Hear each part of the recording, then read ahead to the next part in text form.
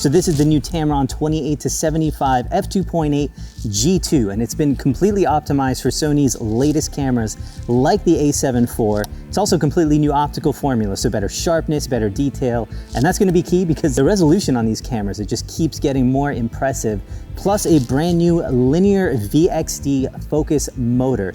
So we're gonna take this out. I got a Bentley Bentayga right here, so we're gonna see how the image quality stacks up and if this lens is still worth buying 1 year later.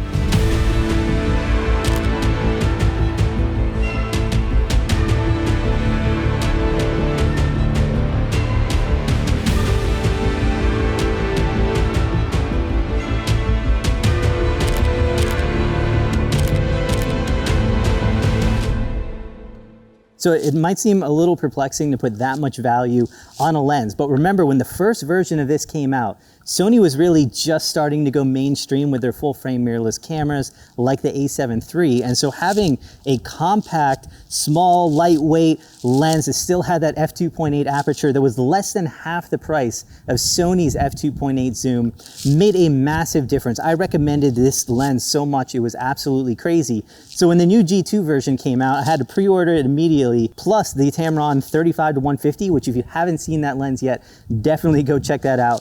But also, if you have not bought this yet, there is a massive sale on this lens going on right now. So go check out the links below and you can jump on that sale. All right, so we are back in the studio now, and if you guys haven't subscribed yet, you absolutely should, because I've got some brand new cameras and lenses. I'm really stoked to show you guys some awesome stuff coming soon. And if you don't mind hitting that like button, it goes a long way to just keep me making videos like this, supporting the channel. But let's break down the hardware of this lens, because this is honestly one of the main reasons that I personally picked it up. So this is an f2.8 lens that has somehow managed to stay really small and lightweight for what it offers. So it's 4.6 inches long, but only 3 inches in diameter, which means that front filter thread is only 67 millimeters. So you can actually save some money and some weight on some filters too.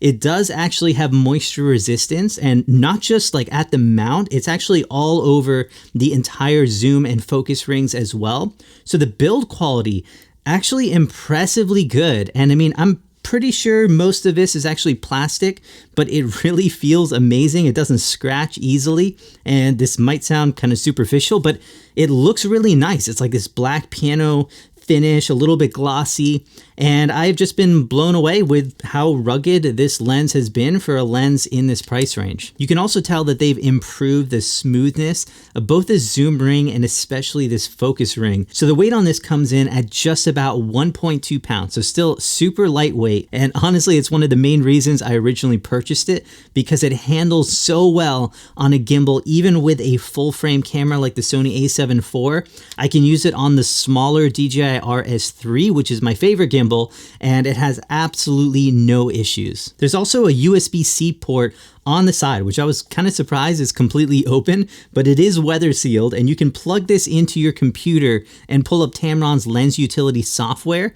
And this is going to allow you to do everything from like firmware updates to full customization of this lens. And you can do things that you just can't do on other lenses, and you have full control over like the focus ring. And all of this actually works in both photo and video. Plus, there's actually a custom button on the lens that you can use to not only control some settings from the camera, but you can also control even more features from this software. So obviously there is something a bit more unique to this lens, and that's the focal length. So it's 28-75 millimeters, and obviously 24-70 has been the standard for a long time.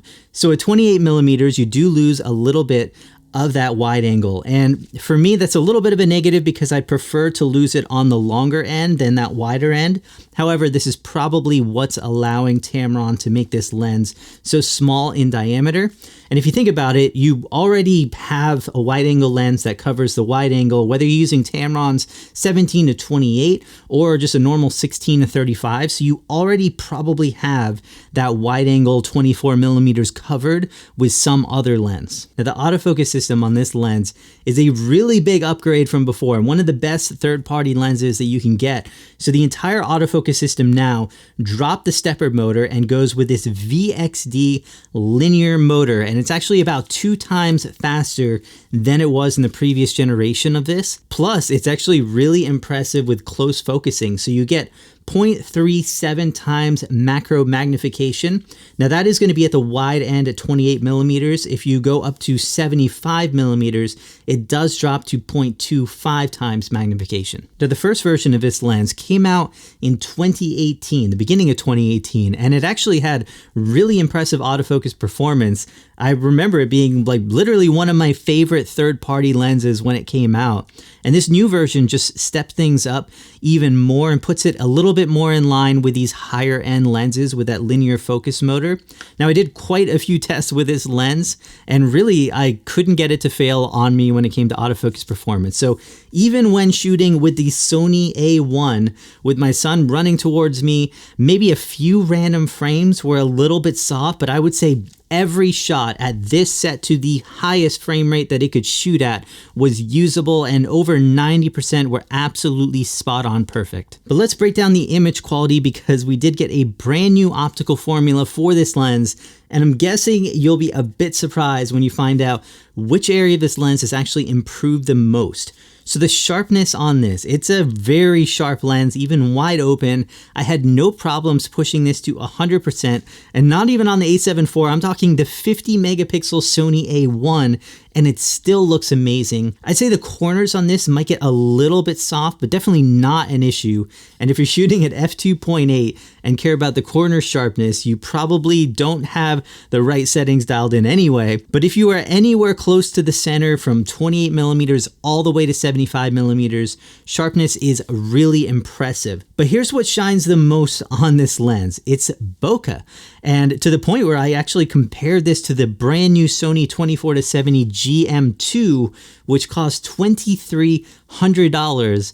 And my eyes actually prefer this Tamron to that Sony. The bokeh just looks really soft. It's rounded, especially towards the center. And in some ways, this actually matters even more than sharpness. I mean, other than like a review like this, you're almost never going to see my image at full resolution zoomed into 200%, but you'll definitely see these kind of lens characteristics like bokeh, even in a small frame. So great performance overall with sharpness, but exceptional looking bokeh, which is one of the massive improvements to the optical formula of this lens. So it has been just over 1 year since this lens was first announced, and just about a year to the day that I've had it in my hand shooting with it, and I am still a really big fan of this lens. So it's lightweight, it works super well on a gimbal if you happen to be a video shooter.